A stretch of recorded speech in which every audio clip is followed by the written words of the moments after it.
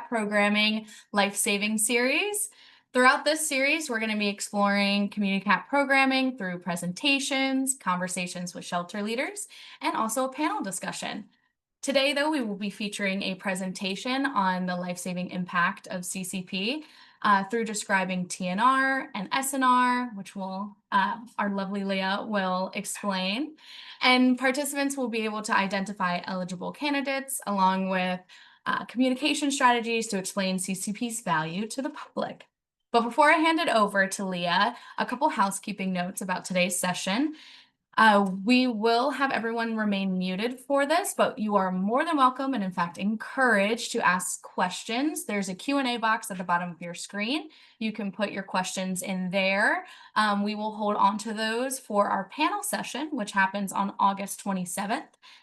And this session will be recorded and uploaded to our network partner YouTube channel so that you can view it later on, share it with other people in your organization, or share it outside of your organization. We will have that recorded and emailed to you after this.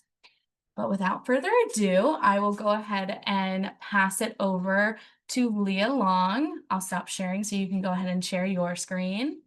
Excellent. Yeah, and welcome, Leah. Thank you. Thank you. So my name is Leah Long, and I am the South Central Regional Manager here at Best Friends. And so for over a decade now, I have been helping shelters across the country, but especially now in the South Central region, implement community cat programming. And today I'm going to talk to you all about what Erica just said I'm going to cover.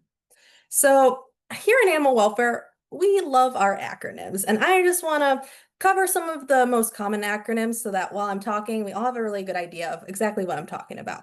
So community cat program is an umbrella term. It is what I'm going to mostly be utilizing throughout this session. It is also the wording that I would recommend utilizing with the public because they tend to understand it the best. But under this umbrella are two different types of programming, SNVR and TNVR. So SNVR is the shelter-based program. This is when a cat is intaken into a shelter. It is then sterilized, vaccinated, returned back to the place it was trapped at. This is also known as SNR and RTF, return to field. I remember when I first started doing this type of programming, we called it RTF, and people used to ask me, are you returning the cat to literal field? As far as like in-shelter communication goes, please utilize whatever you feel comfortable with. But just for clarity, CCP, community cat programming, tends to be what's best. The other type of programming that's under this umbrella is called TNVR, Trap, Neuter, Vaccinate, Return, or TNR. And so this refers to when a shelter is not necessarily involved. So the cat is trapped, it's brought to a surgery resource that could be a clinic or it could be a community clinic within the shelter, and then it's returned. And so with TNVR, it's really important that there is a level of micro-targeting. So we're targeting based off of data in order to see an impact on our intakes over time. So many shelters have both these programs in combination. SNVR, with that, we see like a very immediate reduction in non-life outcomes in shelters that didn't previously have that programming. TNVR also does the same thing, as well as seeing that drop in intake over time if we're doing it very strategically. And it tends to be more community-based. So like I said, throughout this, I'm mostly going to be utilizing the terminology CCP, community cat programming, which both of these fall under. So throughout this, I'm going to be answering the question, why community cat programming? Why do we do this instead of the trap and remove method? The thing is, we tried trap and remove for a majority of animal welfare's history, like decades on decades, and we still got lots of cats outside because it doesn't work. And I want to put solutions in place that do work, that support our community members, and of course, the pets that live in our community too. So we know that it doesn't work because of something called the vacuum effect. And for those not familiar with it, basically, this impacts any type of litter-bearing mammal. And any given area has a certain resource carrying capacity, has a certain number of resources that care for a certain number of animals, in this case, cats. And resources aren't just food people are putting out, but natural food in the environment, water, space, shelter. And so when we remove a cat from the environment, the resource carrying capacity stays the same. So now there's these resources available, and the remaining cats are cats from surrounding areas will breed and fill up that vacuum to take up those resources. And generally, what we're going to see is the population rebound within a couple of breeding cycles. And I'm out of New Orleans. We have a lot of breeding cycles throughout the year. So, like, you can literally see the population rebound within a year's time. And I don't want to keep going to the same location over and over again, spending taxpayers' money on something that's not working.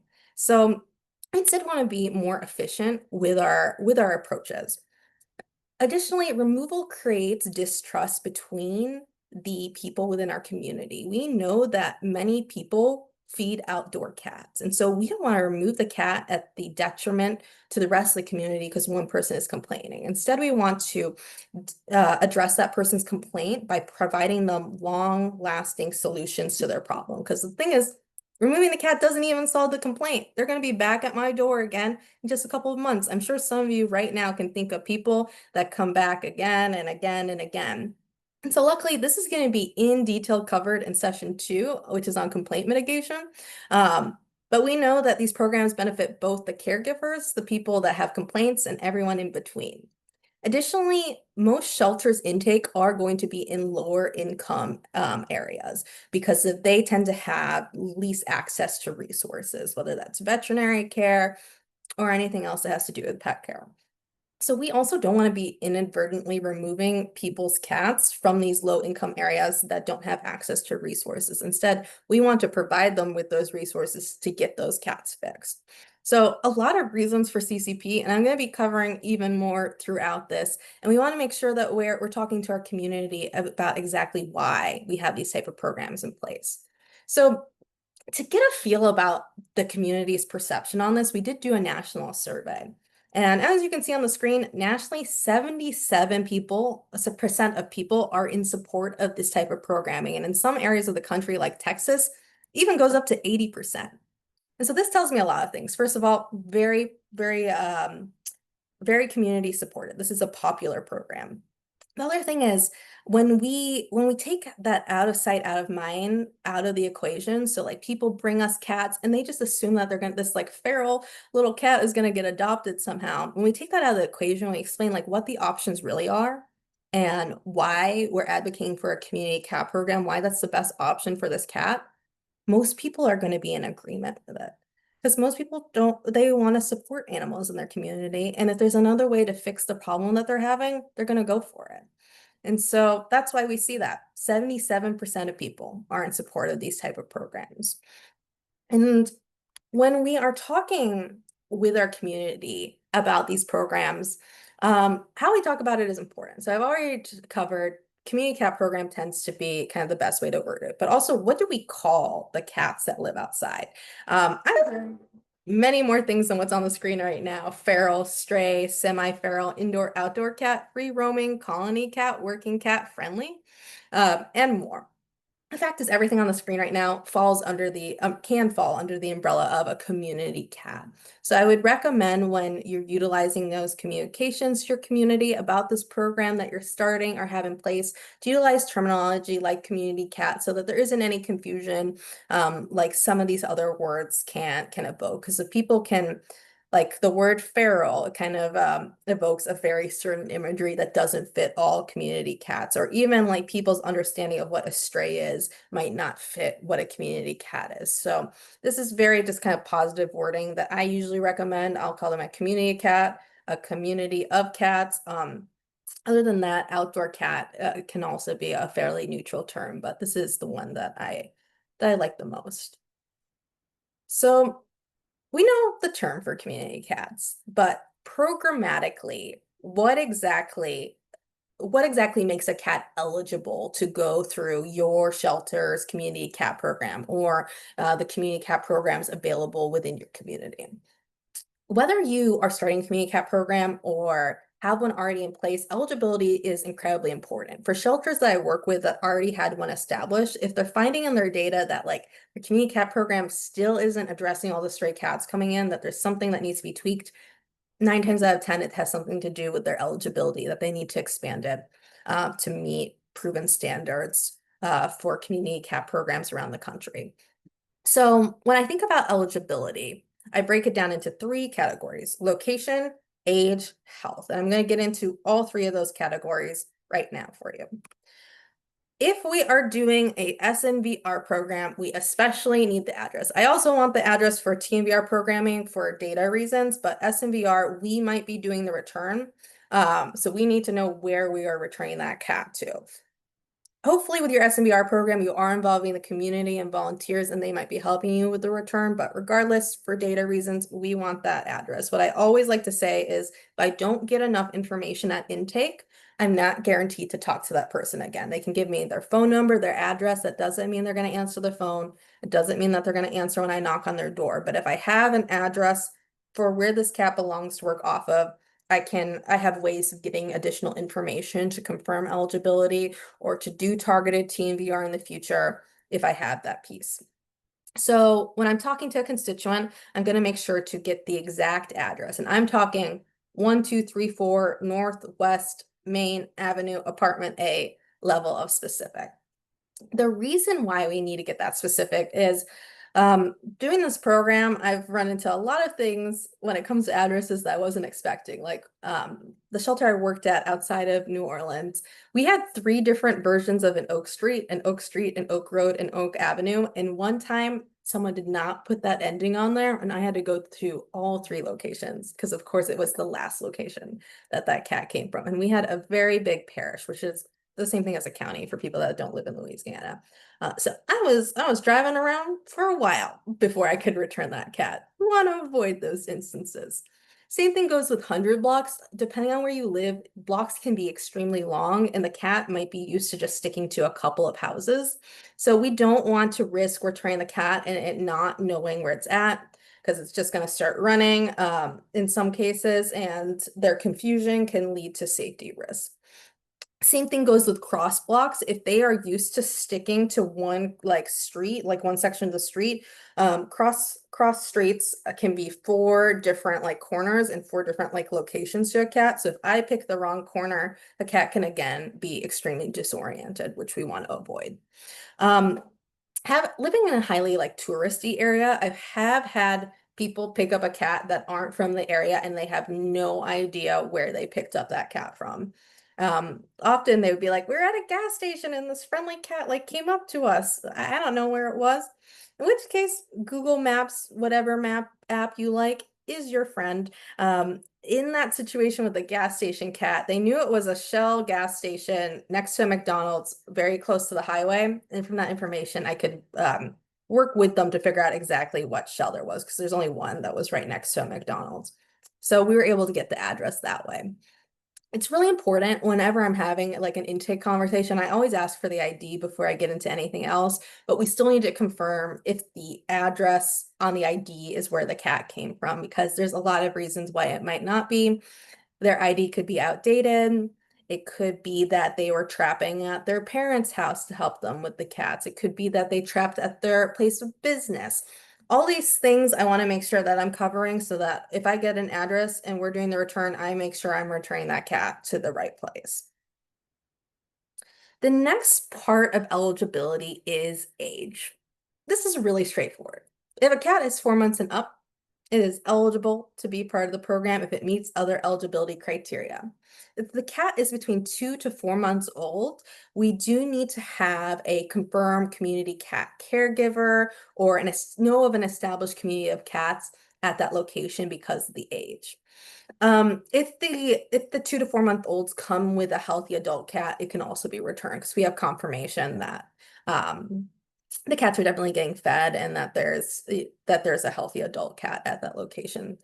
So that does beg the question of what to do with community cats under 2 months old. And so I'm going to really quickly cover what the options are, because the community kittens could be an hour-long presentation in and of itself. So we're just going to cover the basics right now. If you have any questions, please throw them into the chat. So when it comes to kittens under 2 months old, we have 2 options for them. Kittens under 2 months old have their immune systems are underdeveloped. The last place we want them to be is in a shelter environment where they're highly susceptible to disease. Additionally, if they're around the 4 weeks mark or younger, they do need like around the clock care in order to be supported in their growth and, reach that live outcome that we're aiming for. So with all that in mind, we really don't want 2 months and under in a shelter environment. Instead, depending on our assessment of the kittens at intake or when we're like talking on the phone or dealing like answering an email about this, the kittens are either going to be returned outside with mom or they are going to go into foster. And we want to have a finder to foster conversation with the person that found the kittens. So with returning the kittens outside to mom, it's really reliant that we're transparent about why we're making this recommendation, why kittens don't do well in the shelter. And we really are retraining the community's response because for decades, we've told people if you find kittens, bring them to the shelter. And so they brought you these kittens because they care about them. They're compassionate individuals and they want what's best for these kittens. And instead, we're like, actually, being in a shelter environment isn't what's best for them. And so that change in what you've always known will have like some pushback because I've always been told this is what I'm supposed to do. And we should expect that and deal with it with compassion and education. Same thing goes with binder to foster. We again need to be transparent about why the kittens need to go into foster and really feel comfortable in asking for help from our community because we're aiming for that same goal. We want these kittens to have a live outcome and they're in the best position to do that if they don't stay in the shelter, as well as providing any support and resources. So to determine whether or not the kitten should go back outside with mom or go into a finder to foster situation, there's a 3-step process to an assessment that I will do with the kittens. And so this assessment can be done in person or over the phone or what have you. You can see an example of a guide best friends have to assess kittens that I really recommend having some version of on your website as a PDF to hand to people in your officer's truck to help these conversations go even more smoothly. Because if the person's not in front of you, this can be a really great thing for them to reference to help them understand what's best for the kittens that they're looking at right now. Aging the kittens is important. A lot of people used to age kittens by weight, but that's not dependable. Instead, we should be aging using teeth development, eye development, ear development, and mobility development. And the guy that you see on the screen does walk that person through what that looks like at different ages, along with a picture. If the kitten, and the reason why that's important is I've had people call me being like, I have like 4-week-old kittens, and I show up and they're like 4 months old. So we want to have a good idea of the age of the kittens to determine, can they actually go through the community cat program or are they under 2 months? Also, if they need foster support, I need to know the age of the kittens in order to determine like what type of support they need at that age. Otherwise, we're going to be assessing for overall health. So a healthy kitten is going to be warm to the touch. It's going to be reactive when I touch them. It's going to look like in good body condition. It's going to be clean because mom does a good job of like keeping the kittens clean. And I'm also going to take 2 fingers and touch them to the kitten's belly. If it's full and firm to the touch, I know that mom has fed these kittens recently. On the flip side, if they're cold to the touch, not being reactive, if there's clear signs of sickness or injury, if they're dirty and unkept, these are signs that the kittens do need human intervention, in which case I'm moving to that finder to foster conversation. But let's say the kittens are healthy. I'm going to assess the location. I'm going to be asking myself, is this location safe? If the answer is yes, it's your typical backyard, front yard, what have you, we're going to move on to the next step of the assessment. But sometimes there's going to be some type of cause of concern, which is like they're in the backyard and my dog has access to the backyard and he's trying to get to the kittens. Or I found these kittens on a sidewalk and I'm afraid they're going to get stepped on. These are really like they're understandable concerns. There's also changes I can make to make those environments safe. I can move the kittens from the backyard to the front yard where the dogs don't have access to them, making sure they're still under some type of shelter. I can move the kittens from the sidewalk to under the porch or under a nearby bush. Or I know my neighbor next door feeds the community cats in the neighborhood. I can ask if I can move them to her yard or his yard. And by doing so, I've made the location safe, in which case we can proceed to the next step of this assessment. But other times it can be something like I found these kittens in a box next to the highway. I'm likely not going to tell them to return the kittens in a box next to the highway, in which case we're going to be having that finder to foster conversation. The last step of this assessment is just assessing the situation as a whole, specifically what's going on with mom.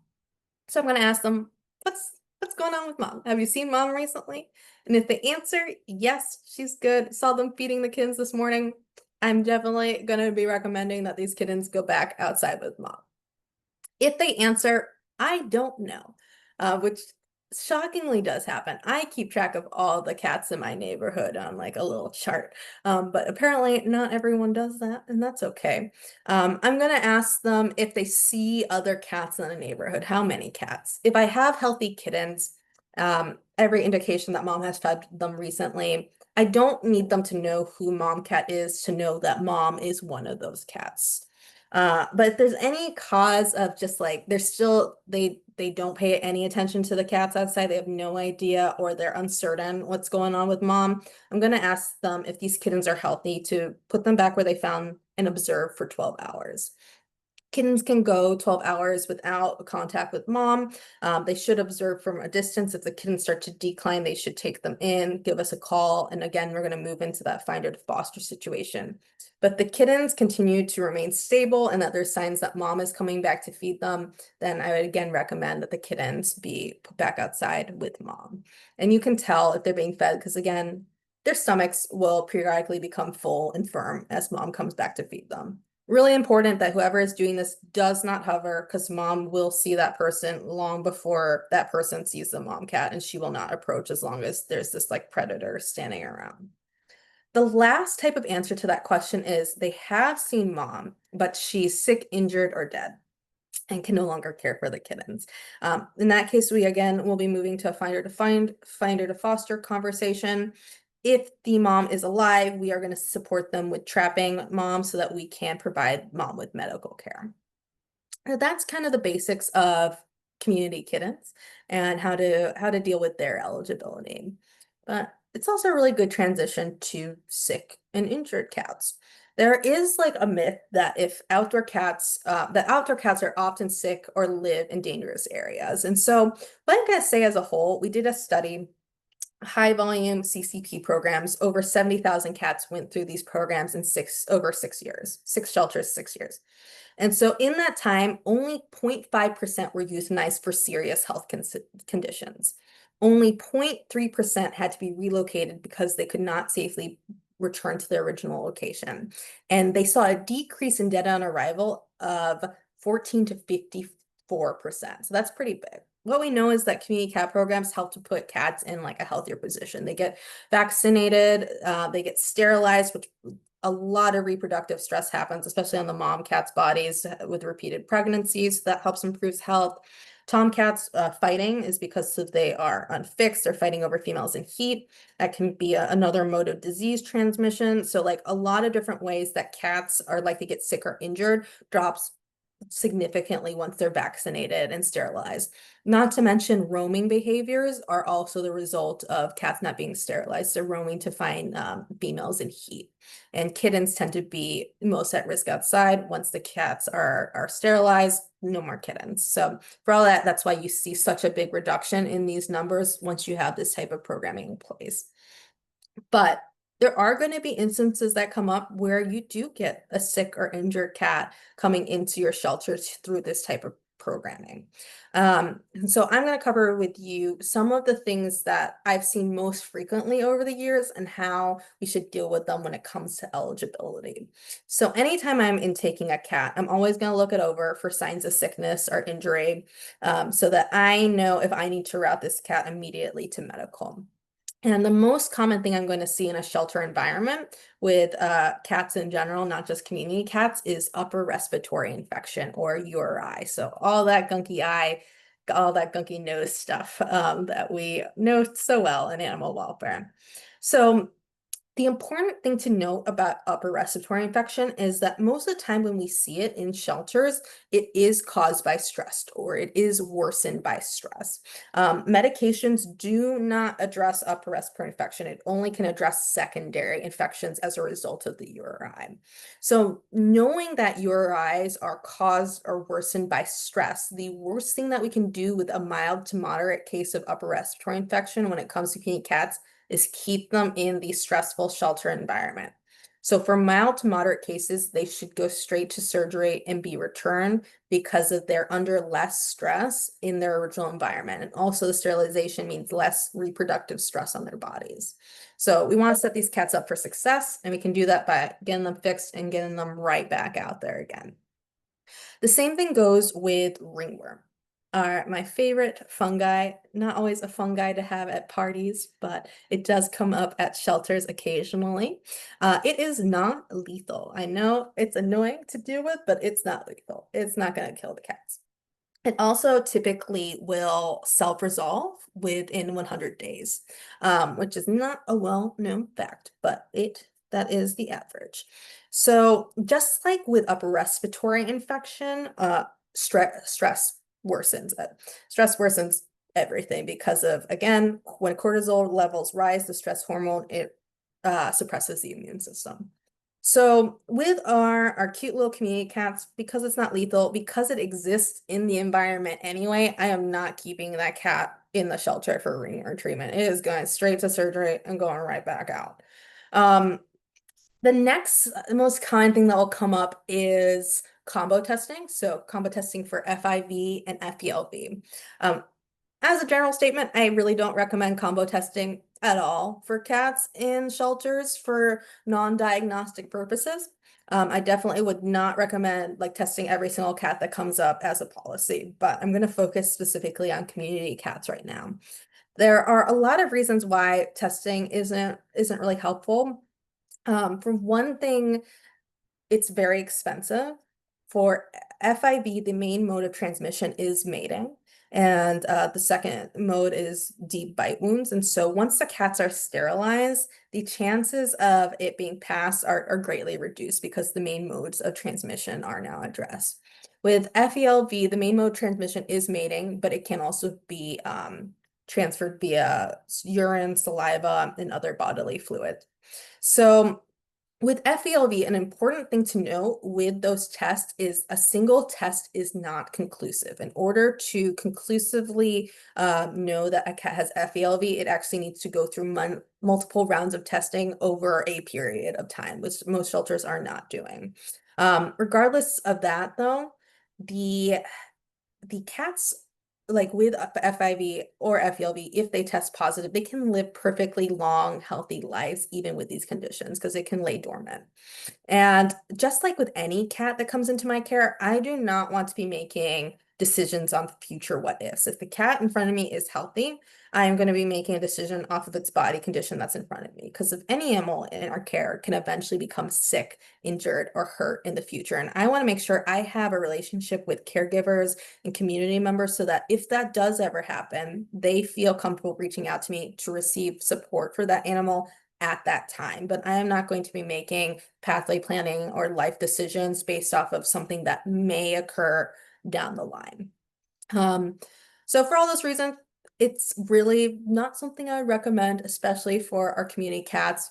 Last note for community cats is the community of cats has already been exposed to the FIV or FELV. So not returning that cat for a positive just doesn't make a lot of sense from a lot of different standpoints. The last thing that I'm going to talk about medically for cats is amputations and eye enucleations. For the most part, these cats can be returned after they have had the sutures removed, whether it's a leg amputation, a tail amputation, or an eye amputation. They'll recover, sutures removed, and cats aren't like people. They rebound very quickly from a limb or eye removal. The only time where we might need additional consideration is if it's a front leg amputation, because that does impact their ability to climb and defend themselves. So in those instances, in any of these instances, we're going to be talking to the caregiver because like a limb or eye was removed and they're going to be like, what happened there?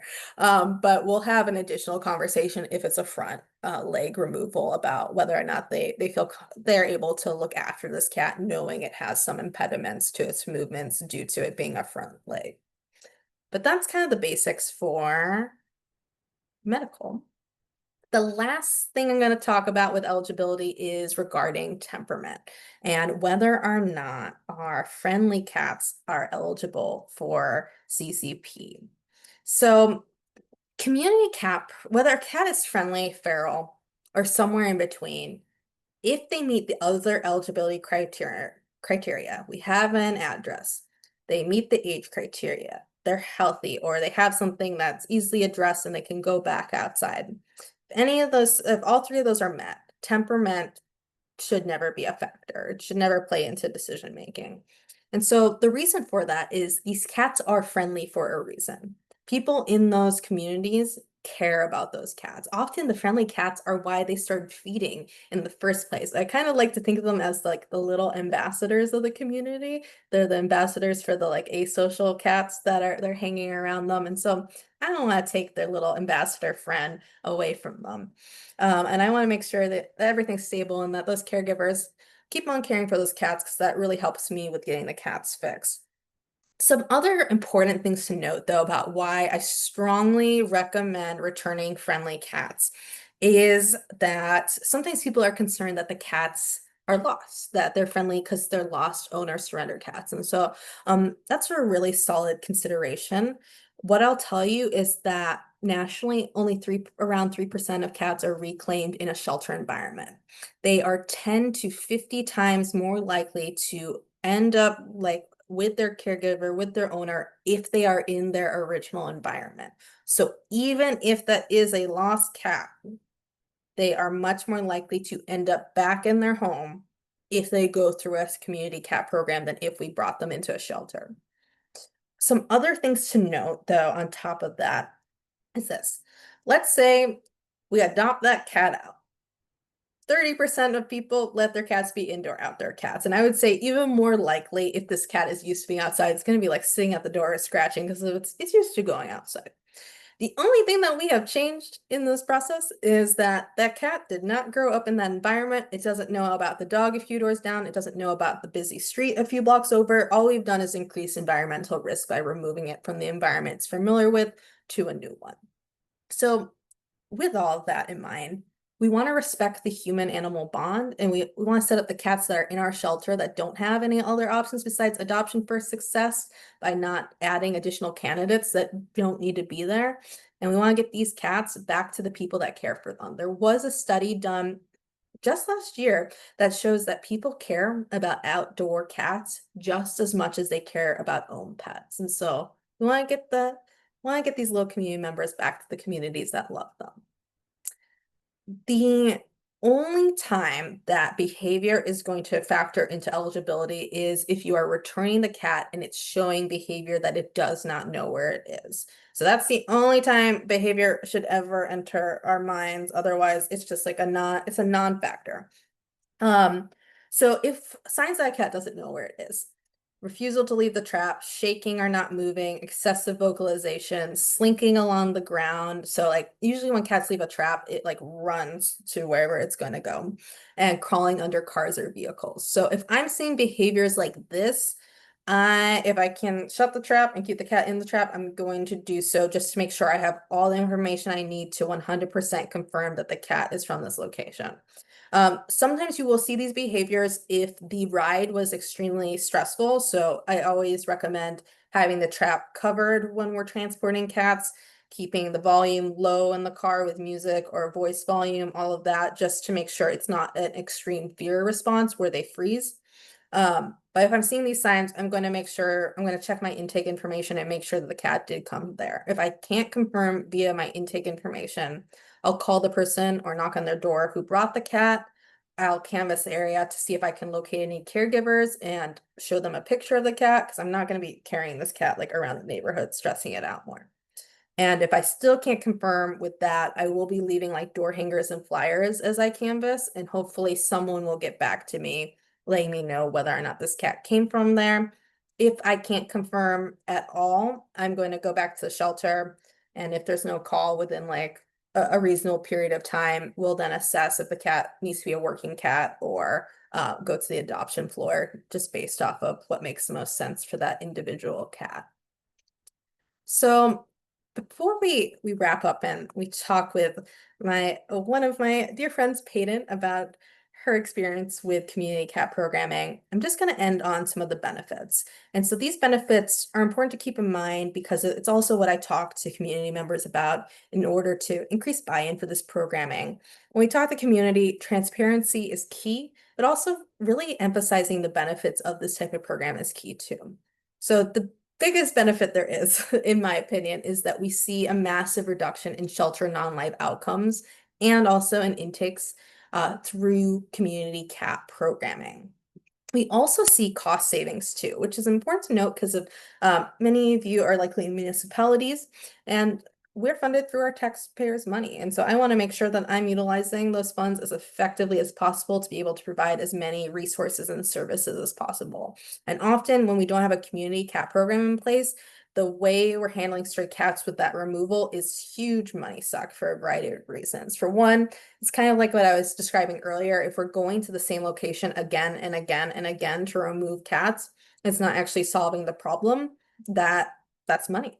Time is money. And if we have these cats in our shelter and they're not going to surgery and straight back, which greatly shortens their length of stay, every single day that that cat is in my care is money. There's a cost of care associated with every single day that a cat or any animal is in my care, and that builds up extremely quickly. And often, like community cat programming, when compared to that longer length of stay, is actually more cost efficient. And also, of course, there's the cost of Euthazol too when this programming isn't in place. So we want to utilize taxpayer dollars effectively, and community cat program allows us to do this. Also greatly improves staff morale. Everyone on this call, we got into animal welfare because we love animals. And so being able to support these cats, going back to their communities, seeing the reaction of these community members really makes a huge difference to the staff. And they often love to see kind of these stories get completed with these now sterilized and vaccinated cats, just like running back to their community and the cats and the people that they know there. It's also better for public health and safety, which is sometimes a concern I'll get from community members. So when we don't have these programs in place and we're just removing cats, the cats that are continuing to reproduce, they're not vaccinated. Through this type of programming, when we return the cats back and we stabilize that population, because those resources are now being utilized, these cats are now vaccinated against rabies. So it definitely helps with better rabies control to have this type of programming in place. Overall, these programs are so popular, we do see increased community support when we implement these programs. And this can really help us build out resources for other areas of programming too, as more people start to get involved with our shelter and supporting us.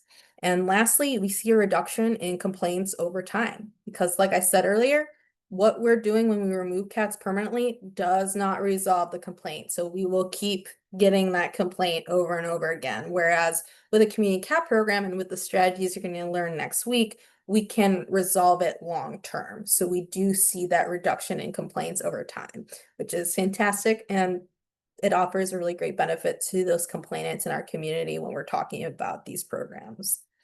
So that was the basics of community cat programming.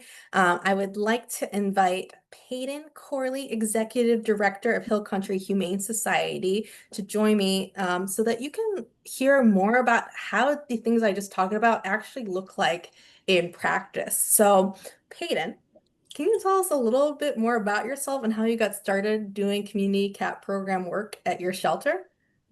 Yeah, so hello everybody. Thank you for being here. My name's Peyton Corley. I've been the director at Hill Country Humane Society about 3 years now. Where we really got started with our community cat programming is because historically we were a shelter that was not promoting best practices, and the calls and complaints of community cats was astronomical. Animal control officers were spending so much time just going back to the same house over and over and over and over again. Um, Over half of their calls were nuisance complaints on cats, and it's been a lot of work, but after education and now pretty much all of our cities and counties are on board supporting it, nuisance complaints have pretty much been eliminated, which has been really incredible for everybody to see. So it truly works. I think the biggest thing is just educating people and getting people to see that it works, and then you can't argue it once you're practicing it and see the results. So Amazing. And Peyton, can you share with us the amount of like communities that you serve at Hill Country Humane Society? yes, Because yeah. it's incredible. Yeah, so we're contracted with 7 cities and 2 counties. Very large service area. It's actually bigger than the state of Delaware. So, yeah, lots of communities, lots of animals in there. Yeah. Well, so having seen like this program affect these different communities that you work with, what would you say the benefits you saw, like the before and after? Like what did it look like before and what were the benefits after you had it in place? Yeah, so now we're a no-kill shelter. Our cat save rate is somewhere around 98, 99%. Our cattery is almost never full. So that's been by far one of the best parts of it, but also it's really brought the community together too, and it's getting these cats just more support. We're seeing healthier cats, less complaints. So government and city officials are all on board for it as well. So Oh, that's fantastic. I love to hear it. So I guess throughout my presentation, I talked a lot about eligibility. And what I'll say is, having visited a lot of like shelters throughout the country, one of the topics that come up a lot is around that friendly cat eligibility. So I'm really curious like how your shelter has handled friendly cats and what you've seen come of the policies that you have in place. yeah, yeah. So we do practice SNR, so we do fix them and return them back where they came from. When we first started growing this program, we had a couple situations actually where fairly friendly cat would come in. We would think, oh, let's try to adopt it out. Um, Time would pass, and then caretakers who didn't necessarily claim ownership of the cat but loved the cat, care for the cat, are like, where's my cat? They thought it disappeared or something. Where the cat is still here 3 weeks later, stressing in the shelter, oftentimes developing URIs and distress. And it's best for everybody. That's caretakers want the cats there, and that's where the cat is happiest. So Yeah, that is a really good point. And I don't think I mentioned this when I was talking about friendly cats, but I think a lot of what contributes to that, like low, like that 3%, that's the owner reclaim rate for cats across the country, is like a lot of people, almost 1 in 3, let their cats be indoor outdoors. So they're used to them going on little cat adventures. And so a lot of our stray holds are only 3 days, they're 3 days long. And by the time 3 days pass, this person might be used to the cat being out, they're like a little bachelor, a little bachelorette going around on the town. They're used to them being gone for like a few days at a time. And so by the time they think to check out the shelter, we might have already made a decision regarding that cat. Another thing that I also like to keep in mind about them is there's a lot of reasons why people might not be able to make it to the shelter. For one thing, some shelters aren't open on the weekends. They might have like a 9 to 5 time that they're open during weekdays, which is when people work, and not everyone can afford taking a day off of work. Some people will have issues when it comes to access to transportation, especially when we think about that in combination with the fact that our low income areas tend to be our highest intake areas, and therefore they tend to have less access to a wider variety of resources. And so I really like kind of hearing about what it looked like before. And those are just some of the reasons I keep in mind that can contribute to why we see that owner reclaim rate being so low, but returning those cats back to their community makes it so much more likely for those reunifications to happen. Um, so another thing I'm really curious about your intake, because you service all of these, you're contracted to multiple cities and counties. Do your officers bring you cats, and like what did you say eligibility for officers in the field looks like for the different communities that you're working with? yeah, so at this point in time, there's about 4 of our contracted cities that will pick up injured or sick cats and bring them in. The other ones at this time, which is it's a work in progress, are not necessarily dealing with any cat calls. which I say progress because the solution to that used to be trapping and killing, and it was just never ending cycle. Now we've worked with them to where they're mitigating caretakers to reach or finders to reach directly out to us. But like I said, it is a work in progress, and we are aiming for every entity to eventually be on that same bringing in sick and injured cats, but everybody else is TNR'd. Something that's been really huge for us too is educating our ACOs on TNR. Because then when somebody calls with a nuisance complaint or what it may be, they can explain to them the programming, why it works. And I think for people, it's really beneficial to hear from those animal control officers and not just the shelter people. So, Yeah.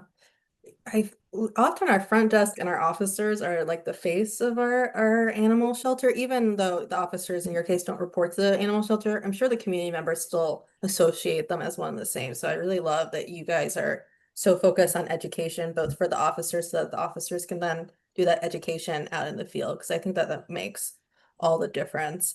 And he said that their policy for the ones that currently have it in place are to pick up sick and injured cats. Um, that's also a policy that's echoed by National Animal Care and Control, that unless for like targeted TMVR purposes, to actually not pick up healthy cats and kittens. And so some reasons for that are that we want our officers focused on high priority calls. We want them focused on bite cases. We want them focused on cruelty cases. We want them focused on sick and injured and community engagement. And when they're having to go up out through the neighborhood picking up 10 cats that are all healthy from different locations, that's such a big resource consumption that's happening. And it's not done in a way that's targeted. Because I know that we need to fix a certain number of cats within a given location in order for the population not to rebound. So like before the next breeding cycle, I have to get a big chunk of those cats fixed in order to see that population not rebound. So if officers are just picking up one cat at a time from like locations all over your county or city, that's not being done in a strategic way that actually bears results. And it's also taking a lot of time and resources away from the other really high priority work that we want higher on that priority list. So that makes a lot of sense to me. And it's really great to hear also that you already have that in place in some communities, but it's still a work in progress for some of your others. Okay, I think I had some questions because I talked a bit about community and how to talk to your community about this. So right now, what would you say, what role does your community play in your community cat programming? Especially because you work with so many. Yeah, so our community has very quickly got very involved with it. I think 3 years ago, a lot of people didn't even know the term TNR, but now it's really great. Like we'll see on Facebook groups, like somebody will post about a community cat, and then there's multiple people like, hey, this is a solution, TNR. And like I said, 3 years ago, our shelter was impounding and euthanizing these cats. So it's something that can be done. And I would say any community, because across the board that's had effect in ours. The biggest thing for us, I think, that has really made a point to people is explaining the vacuum effect. Because like what Leah was just elaborating on them going picking up one cat from different locations, probably they're getting called in because it's a nuisance behavior, whether yowling, fighting, whatever it may be. When you remove them, where cats come back in that aren't altered, those nuisance behaviors are right back. Versus if you fix them, return a healthy cat, those nuisance behaviors are eliminated, and they're preventing new unaltered ones from coming in. So, Okay, awesome. Well, my last question for you, and then I think we're pretty close to time, is again, like with the community, have you faced, and you've helped like multiple communities at this point implement this programming because you service these different areas. Have you faced significant barriers implementing community cat programs before? And was the community helpful in overcoming any of those barriers? absolutely. First one that comes to mind is a city that I will not disclose that we are contracted with, but 3 years ago they were trapping and euthanizing cats, and not legally or humanely at all. They were kind of keeping it under the rug. Um, very quickly we got involved with city council meetings, and it took off like wildfire. The community does not support that. If you give the community an opportunity to voice how they feel about these cats, like they do support them and they do support the programming. It's just getting it out there, educating people, and also letting them know how they can help. Even the smallest volunteers can be advocates for you to educate. So there's always some people that are loud and vocal who might not so support it, but it is a barely any compared to the vast majority who do want and support it. So And that was 3 years ago. What is it looking like at the unnamed community today? yeah, it's actually amazing. I was just talking to them at a Vax clinic we did a couple weeks ago. I was like, so how's cats nuisance calls? They're like, we haven't had one in 6 months, and that is incredible because the whole reason of them removing all these cats is because they were getting multitudes of them a day. So within 3 years, and that was slow to come too. Probably we've been doing consistent clinics for maybe the past year, and for them to say that all of the nuisance calls have been completely eliminated is pretty incredible, because that was what they thought would never go away. And if they would have continued trapping and killing, trapping and removing, I guarantee you those calls would be the same, if not worse. So I think that that is such a great point. And I'm sure they're going to cover this more next week, but I've also found that like our policymakers often, because they're receiving complaints, they assume that's how the entire community feels about outdoor cats. But then we give our community that microphone and mhm. we help them elevate their voices and talk about how they feel about the cats, in addition to doing education, those complainants. And we find that it's really the opposite, that most of our community is such a big support. And when we can mobilize the support that people have for those outdoor cats, we can do so much great work, both like out there trapping in a targeted way, but also when it comes to just implementing these programs in the first place. So it's wonderful to hear just like that before and after for that individual community, and how much things change, especially with the community backing those choices and like the work that you're doing. So I think that wraps up Peyton and my session for today. Peyton, first of all, I want to thank you for joining me. It is always wonderful to hear you talking about all of the great work you're doing in Texas for community cats. On the screen right now, I do have one of Best Friends' resources, our Community Cat Programs Handbook, which has so many great pieces of information in it when it comes to outdoor cats. Aiden and I will be back for the third session of the panel. So I'm looking forward to chatting with you all more then, but I'm going to hand the mic back to Erica. Thank you so much, Leah. I appreciate that. Um, we do quickly have one question. I just saw do you have educational materials on community cats that can be shared with the public? We absolutely have tons of resources for that. So I will actually go ahead and share my screen now so that I can tell you where you can access those. So let me pull that up for everyone. All right. There's a good question there about birds too, Leah. Yes. Would you like to answer that right now, Peyton? You're welcome to give me a quick answer if you'd like. I mean, for Leah probably has a lot more to say about it too, but we faced some complaints about stuff like this. So example I think of is about 3 years ago, when we didn't have CCP programming at all. One specific individual who had a pallet yard, he sold like grass. Lots of complaints about all the cats running rampant, whatever it was. Fixed them. 3 years later, they dwindled down to be a smaller colony, and he's calling us like, all my cats are gone. Now we have all of these rodents, all these birds, all these everything everywhere. And on top of that, the rodents are what is eating a lot of the bird eggs. So it's a full circle. There's a lot of really great studies, which I want to say is in a lot of the Best Friends resources that can elaborate a lot on that. But yeah. Yeah, thank you. Leah, did you want to add it? I'm trying to figure out how to summarize it because I love talking about the cats and the birds. Okay, you can have a couple minutes. Okay.